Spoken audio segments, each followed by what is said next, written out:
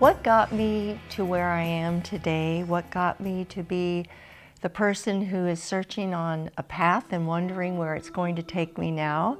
My early youth, in thinking about it, created a gypsy spirit in me. I grew up in a military, Southern Catholic military family. We had to move every 2 years. Now in the military, they move them every 3 years. So it created a few dynamics in me that I've learned to come to grips with now. And wondering why it is that I have a sense I always like to be moving on to something new. So 0 to 14 years, that was my military life. And in that time, I counted up, I've been to 8 schools by the time I got out of high school. So during those kind of crucial years of junior high and high school, you know, I had a few schools in there, so I really never felt like I was on the inside path. So how did I learn to cope? What were some of the things that physically helped to make me the physical person I am today, trying to stay in shape and all of that? At a very early age, what do you do when you survive? You get on the Catholic school's basketball teams and you run track and you play field hockey. You do whatever is there. It's kind of what you can jump into, and it's what you can pick up from one setting to the next. So from that time on, through many other allopathic travels, from that few years there, where I learned hugely how things affect people with all kinds of chronic conditions. When that closed, it led me into working with another major institution, a teaching university in the city that's very well respected. I worked in the integrative medicine side and I worked in the diabetes side. I had to run research. I had to manage a drug that since has been pulled off the market. So my learning loop to make this side of my life a long story shorter, I was moved with one job closing, another job presenting itself, and by the time everything has gotten me to where I'm slowly working my way out of now, with it, which is at the U.S. Naval Academy, working with every rank, every type of person in the military, every branch. I've had all of them the last 6 years. I've moved through industry. I even worked for a pharmaceutical company for a while as a diabetes representative. So I have seen how it's all shaped, and I see day after day in looking at charts, talking with people, helping to get well with basics, moving away from all the drugs and medications that weren't working with them, how important it is. If we really want to keep our physical self together, we have got to make some lifestyle changes.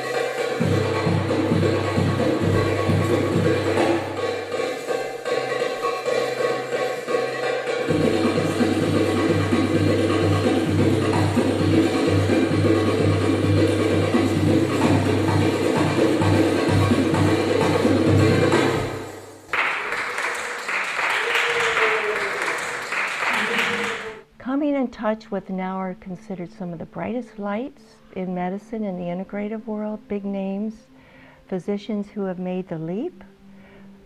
People hear of names like Andrew Weil and, you know, Dr. Oz and all these popular people now. Were these were the types of people that I was going to meetings with, I was traveling around the country with. I was learning how to work with immune allergies.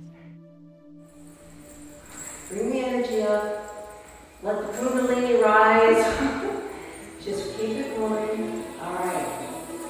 Now we're just going to really get into some beautiful, nice, soft ripples. So I'm going to teach you the basic belly dance moves. So you're never intimidated. On the healing side, what is it that's going to make it better for people to achieve at our stage of life, or this later stage that we're talking about, an openness to something beyond our physical body? You seek something else. So what do you seek? Your thoughts out there. If the thought says, today I want to get up and I would like to meet a person, a man or woman out there that I could say, talk about an out-of-body experience with, for instance, or talk about something even more simple. Because I feel we are moving into a more, what metaphysical people who follow that path on a more studied level would say, post-2012 in the Mayan calendar, which people at least heard about, misunderstood, but they heard about it. We are getting lighter. There's a higher level of openness.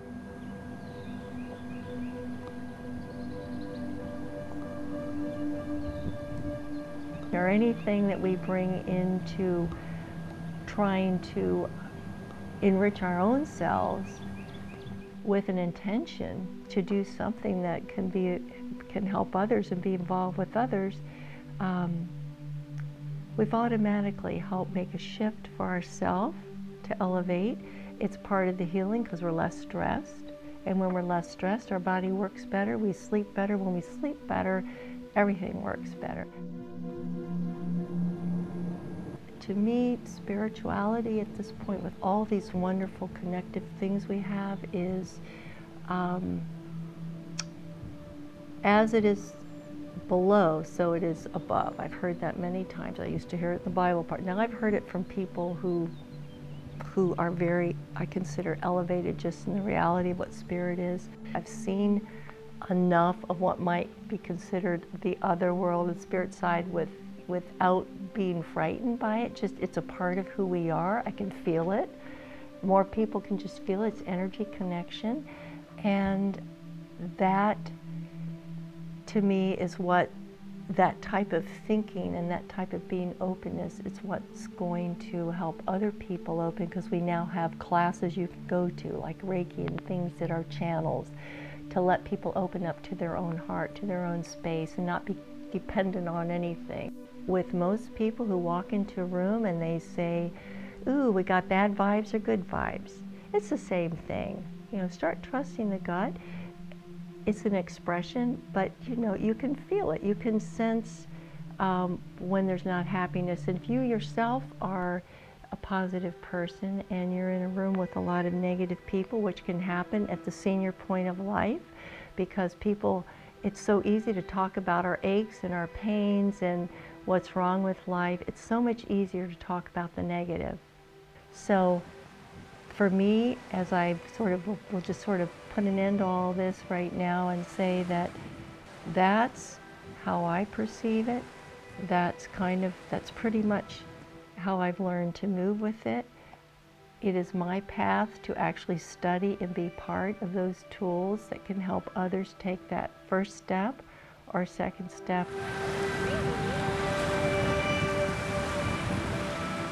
Those of us of this generation birthed out of the 60s and that whole, what preceded it and what came right after and walked through it, I think we get that.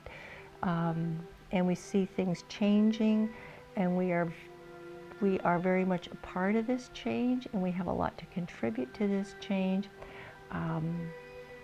Perhaps your God is not my view of God. Perhaps Your view of God is no God. It's going out and breathing nature, whatever. It doesn't matter. You know, it's being open to what is the oneness around us. What am I feeling when there's not another person around me? Many people, I think, at this age and point in life are becoming aware a little differently. And what I see are two things, two extremes, and then we can fill in the middle. There are those who maybe have either lost their careers or they've retired from their careers, they've lost their spouse, they've maybe lost children, which is my case. Things have happened in life to where these golden years maybe are very challenging. They're very challenging. How do I get a jump start now? What am I going to do to make all these other years, which could be many? I hope mine are at least 30 or 40, they could be. And I want to feel good about it. And I want to feel like I have purpose. And I want to feel like I'm able to contribute around me. But hey, I want to have fun too. You know, it's about enjoyment. So how do each of us figure that out? And what must we do for it? And one of the things, many things that has helped me is along this path of trying to keep myself physically together. What really makes it work is when I believe in something outside of myself. I myself am an energy worker, and I keep evolving with that. I'm a Reiki practitioner. I'm a cranial sacral practitioner, and I work with crystals, and I have crystals and I can speak to some of these things.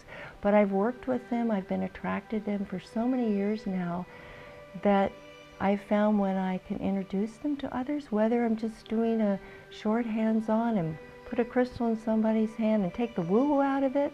You know, hey, science uses crystals, industry uses crystals. There's a lot of ways that we can bring these wonderful energy tools into people's lives. There are different higher dimensional strains that people who are metaphysically tapped into, have delved into, have transcended just their three-dimensional physical world that we live in, their jobs that have helped them earn money, prestige, whatever it is. When they have decided there's something higher, these are different streams one can go to, different dimensions. And within those different dimensions, one can come in contact with understanding the earth better. These little things that come into our lives now are little wake-up calls to listen and take advantage of what others around us have to share, because they're all gathered wisdom at this point.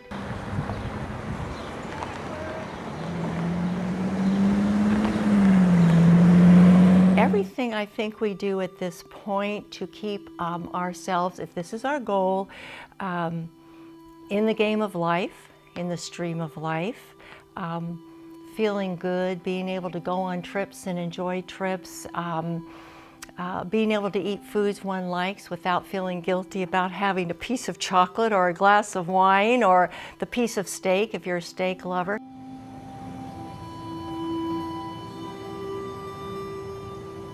But part of what's helped me with my own path in the things I do to keep my body, physical body going, are some of the other elements behind the physical body. And some of the things that I think are so important are to have a passion. We need passion and purpose in life. So part of youthing, I think, is being willing. You have to know your own self, you have to know your own body. Everybody is different. And if there's certain foods you know that you can't stay away from, well, just don't bring them home. Easier said than done. You know, you have to learn where you are, and you have to be willing to accept some things that you're going to have to do to change it. Take a half deep breath, exhale to hold Utkatasana. One of the main components to youthing is just being open to experiences. Every day, new things that come in one's path. I've been exposed to a lot of things in my path, and I'm trying at this point to reduce things and making them simpler. I think being simple is part of youthing. Part of this level of youth is bringing in the wisdom. And wisdom, partnering wisdom and youth, you can call it marrying, you call it partnering, whatever you want to call it. This is a time of life, if we keep the young part here, you know, keep the body in shape and things we can go on about and how we're going to do it. Finding out what you need as a person, to me, is key. So many people gain, especially around the middle at this age, and if you're set up for it genetically, which is a lot of people, that's when your cardiovascular system goes a little wacko, and then they put you on cholesterol medication, blood pressure and all that. Those things shift, and that affects everything else. So we need steps, but make steps you can work with. Start to feel better, and then go out and smell the roses a little more, and then figure out, well, what do I need at this point in life to allow me to grow? And if there's already God you feel close to, whatever you call it, what do I need to feel more involved in that? What do I need to do to feel happy? How am I going to be open? I'm very disciplined because it's important for me. I'm a dancer. I was a junior Olympian. I was many things. I like to be part of life physically. So for me, that's important. For somebody else, it's not as important. But it is important if you want to be vibrant. If we all want to be vibrant, for whatever we call that, at this level of our life, at this staying alive after 65, I call it, to be healthy, to be mentally alert, get the fear of Alzheimer's out. It runs in my family. I think about that. To wake up in the morning and feel like we can get up and go and not just be crippled by arthritis. You know, there are many things, many things that many of us can relate to in different pieces. Let's do what we can to mitigate that, to minimize the effect. And then be more open to bring in the piece that, for me, and for many people that I see and talk to around me, has become important. And that's whatever you want to call it. It's the mind-body-spirit connection. And there are many ways that one can talk about this. So there's a lot of reasons and a lot of wonderful ways now that people at our age, in our level in life, can begin to open up into all the other mysteries of the world, the universe, things that are out there that we really maybe had shut down from because life was too busy. Yellow, yes. Mine. One. Go for it. Don't. Come on. Green. Hoo-hoo-hoo. All I need is purple to win the game. Wow. Because I'm coming into the anniversary of, and I'll say it here, that's important to me. My daughter, who would have been 27 this last December, was killed in a motorcycle accident almost 2 years ago, this June the 8th. It was a very rough period. I can't even remember everything. It's like my thrill was gone, my passion was gone, I functioned, and the only glue that gave me real purpose, there were two things. My grandson, who just turned 4, who's just a total joy. He's incredible. He's a spirit. He's just something that is not because he's flesh and blood, but I feel like he's a gift. I feel like I have a very, and I know, we have a connection, and I'm very much an important part of who he is right now. So he is part of my purpose. And the other thing that's really helped me through this time, knowing that he's someone I really had to help nurture, it's nurtured me. And I worked with a charity for 11 years. It's a charity that has a spiritual basis behind it. And the whole purpose, it's very award-winning. It's the Goodnight Child Empowerment Network.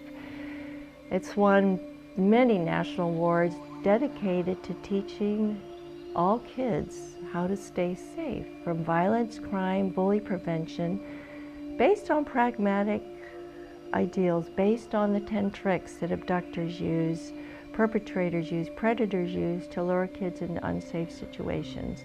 The people who founded it were very high-ranking in this country. One was a national detective finding missing children.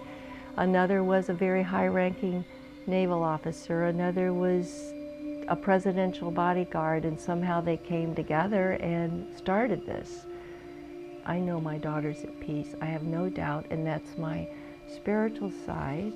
I got assurance in that very early. I'm one that feels spirit. She left me very many physical things for a few days that she was here. You know, pictures were knocked over. Right in my office, her picture was through on my, she just wanted me to know I was still there. I get that. I see things maybe other people don't see. And a lot of things I choose not to see, I could see. And to lose one's child at a young age like that, nobody can know. We all have a grieving process. And anyone who's lost someone, we're all going to respond differently. So I've had to learn my own path.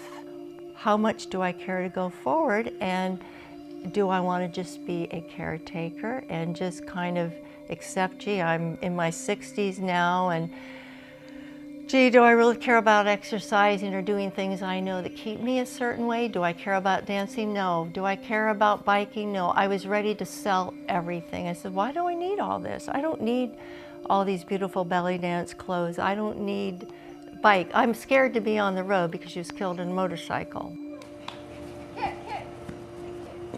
I had to really think for quite a while. I had to feel, do I really want to go forward in life? I really wanted to I didn't care. I really didn't care. So I thought, well, maybe, you know, I'm putting my time, I show up at work, I'm doing what I need to do. How much do I care? And what really made me care that's helping me to want to get back in the game of life, to build on the things that have kept me youthful to date, things that I know have worked for me and things that I've shared for others that have helped work for them, is that I have my grandson. He's part of my purpose. So I know that we have to have purpose in life. I strongly feel that.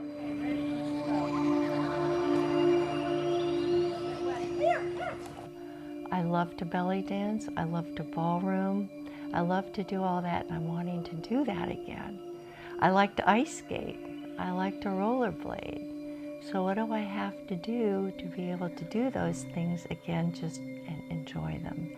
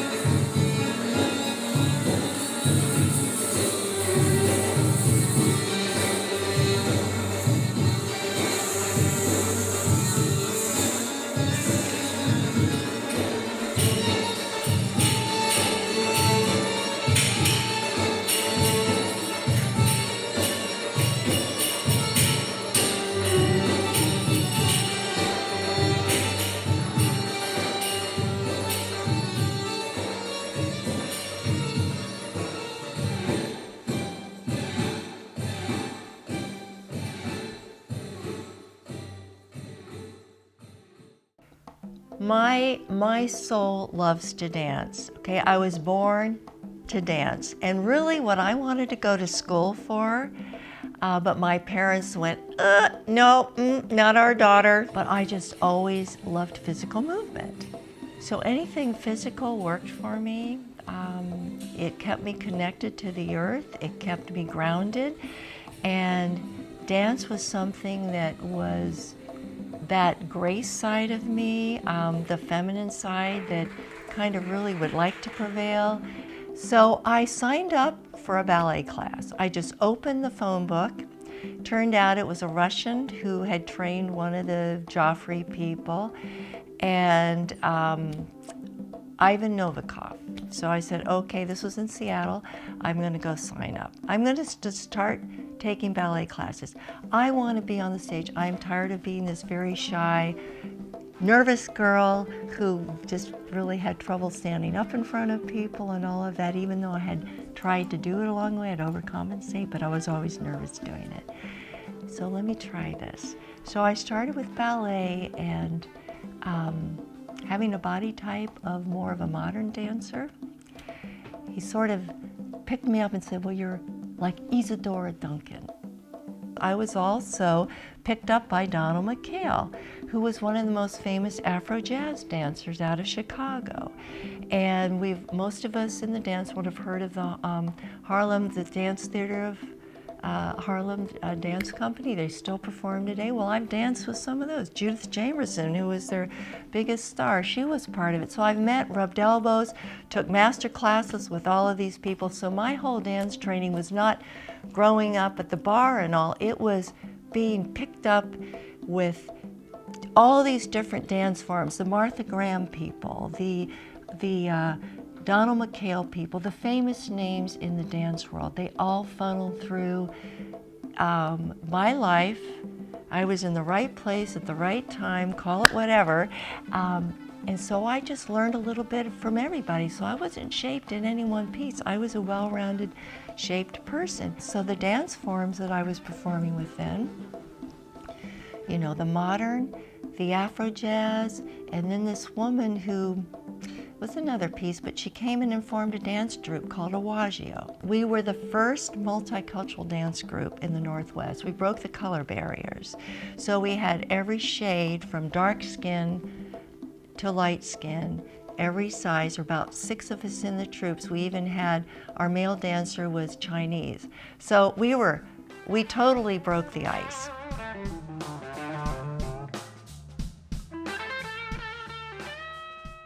I'm a passionate blues dancer. If you give me a dance form that I absolutely spills my soul out, is blues.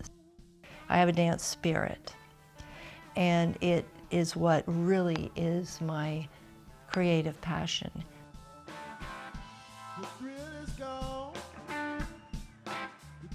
Well, the blues dance sounds to me like it would just be a wonderful, wonderful, wonderful segue for so many of us at this point in life who have lost someone in life, or we've retired, or we have a big piece of our whole way of being cut out. And we have to learn how to, we have to reinvent ourselves.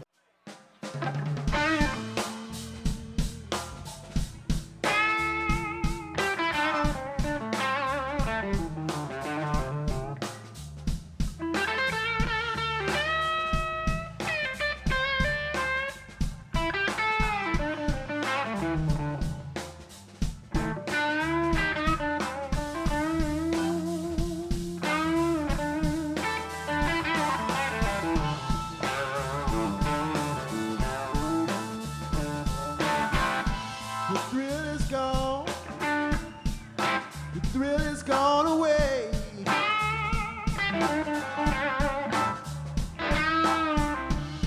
The thrill is gone.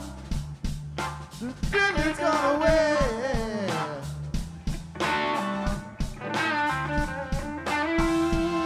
You know you done me wrong.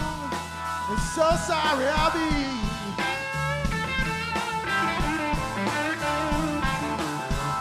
So I learned to love the outdoors. I learned to love to be physical.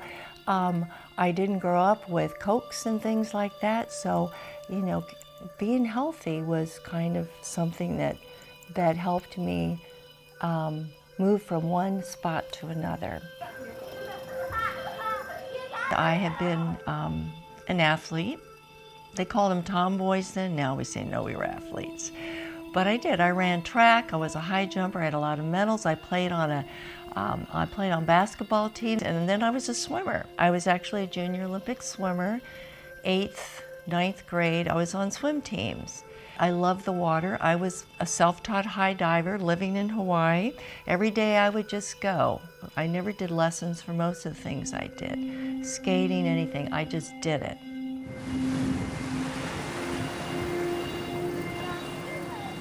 Some of the things that I've learned,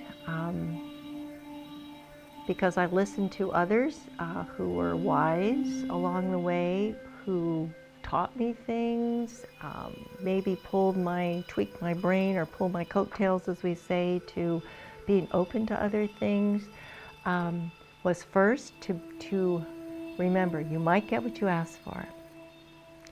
That the power of thinking is extremely, extremely important. Okay, start over. Oops, put it back, put it back. Do you want to go first? So I've learned to listen to the little voice that tells me where to park the car when there isn't a spot or where to turn. These are cool things. So it's bringing home to mind to me the power of thinking, period. The power of positive versus negative thinking. A lot more people now can talk about it. I have people in the military environment coming in and they see all my credentials on the wall for being a Reiki practitioner. I do holistic healing, and I have certificates in herbs and homeopathy as I finish my naturopathic degree. And this is not new language because it's out there. So those of us that probably are, use the term light worker if you want to, because when it's understood at its best level, it just means, okay, we're opening up, we're elevating a little bit, our mind's expanding, but I kind of understand it more now, and I'd say because I am at a wisdom point in life, I've lived long enough.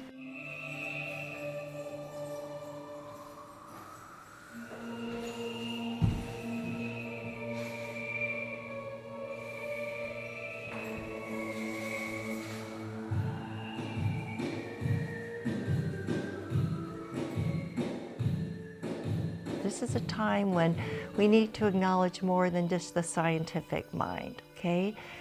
Trust it.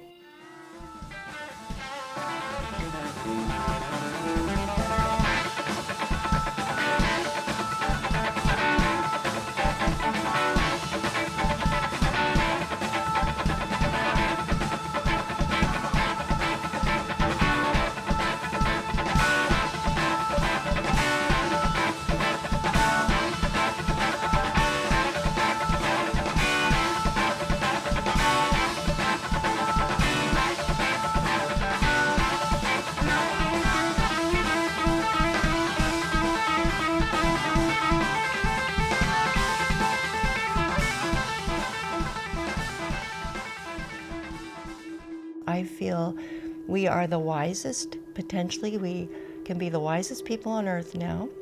We are living longer, we need to feel better, whether we are the baby boomers, whatever you want to call it, whatever cliche you use, we are living longer, and we have the economic side of life that we have to deal with. We have a whole society that we have to help support. So, you know, it's part of what brings us to where we are. It's part of being able to live life to the fullest. And I guess maybe this is a way to throw in the passion side of which is important. You know, at this point there has to be some passion and purpose, I think, to keep us going forward.